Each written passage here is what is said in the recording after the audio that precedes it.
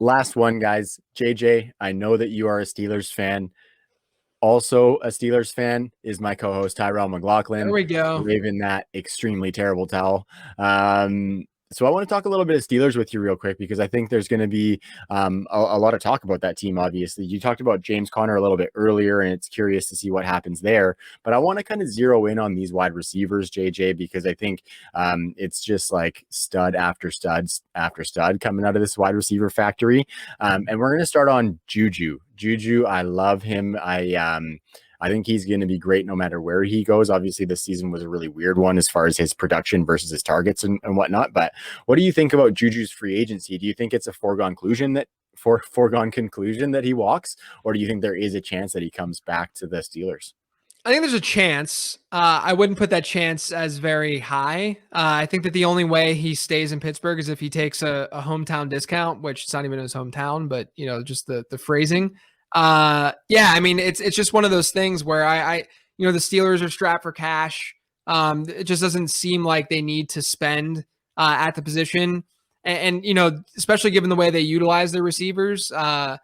Juju being mainly a slot guy, it's fairly replaceable. I just don't think that it's a necessary piece to their offense at this point. And there's obviously other glaring holes like in their offensive line they need to address. So, yeah, to me, Juju's probably gone. I'd probably give it like a 90-ish. Yeah, I like that. I think so too. And I think he was kind of misused this past season. Like we saw in that playoff game where he was getting some targets down the field and he had a monster game.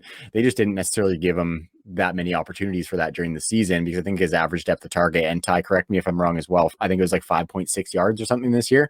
I don't have it in front of me, but he did have the lowest receiving yards of any wide receiver in NFL history. There's 202 of them who have had over 90 catches in a season, and his receiving total was the lowest of any of them.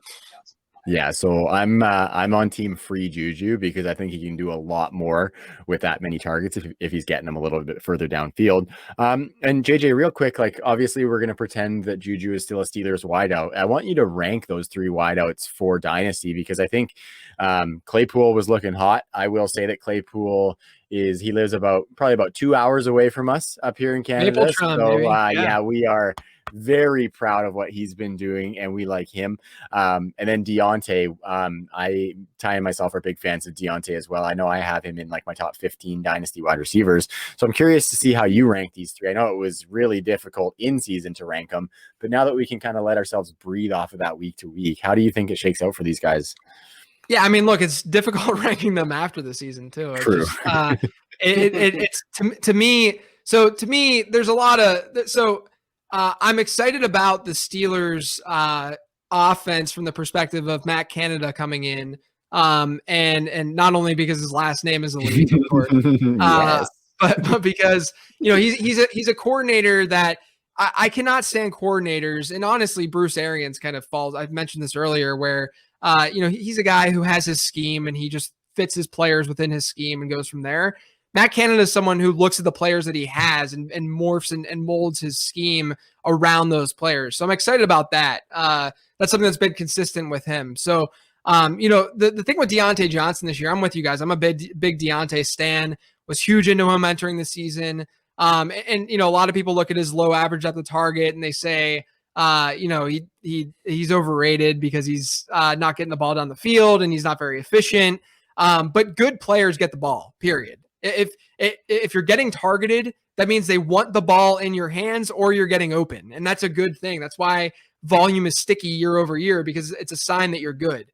And so I'm not concerned about that at all. With that being said, if you look at what a true alpha wide receiver who has that true wide receiver one overall in fantasy football, if you look at what that could be and what that mold really looks like, Chase Claypool kind of fits that. I mean, he's got all the physical tools you want, lines up all over the field. They utilize him a lot. They utilized him a ton in the red zone this year. He just wasn't getting the playing time we wanted. Part of that was just Mike Tomlin literally saying that he didn't want to throw him in there too fast. So to me, I think Chase Claypool has a better ceiling than Deontay Johnson does. I think Deontay's a safer bet. but I think they're like back to back in my rankings. I have Claypool ahead of them, and then I have Juju below them only because of ambiguity. We don't know. Yeah. We don't know what's going to happen. He could land somewhere awful again. But yeah, I mean, I think talent wise, Juju has it. It's just a matter of we don't know what his situation kind of looks like. Yeah, Ty, as the other Steelers fan, I'd like to let you weigh in on that great debate as well. Like ranking all three of them? Yeah. Yeah, I mean, what I notice is how closely they bunch because, and it probably, there's a little bit of roster construction rabbit hole we can go down to, like what kind of wide receiver you're going to profile at that point of the draft. I'm always not going to target somebody like a Juju Smith-Schuster in that point of the draft. I'll already have a Keenan Allen or somebody on my roster. But so like I'll probably end up gravitating more to Claypool. But it's just remarkable how close these guys bunch. And I think a lot of this conversation is what do you think of Juju? Do you think he's going to go somewhere? And like looking at Juju and Deontay, it's not just the lack of air yards that are concerning. It's the lack of yards after the catch. Like Juju was putting up historic yards after the catch totals in 2018 and 2017, his rookie and sophomore year.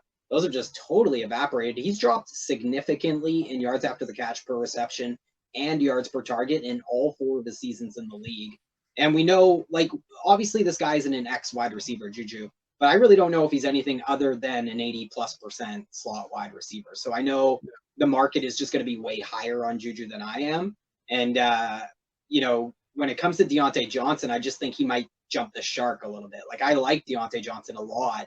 I just don't know if he's not going to be the biggest victim of this offense changing a little bit over the offseason and them putting a little bit of emphasis on trying to have somewhat of a semblance of a running game in 2021.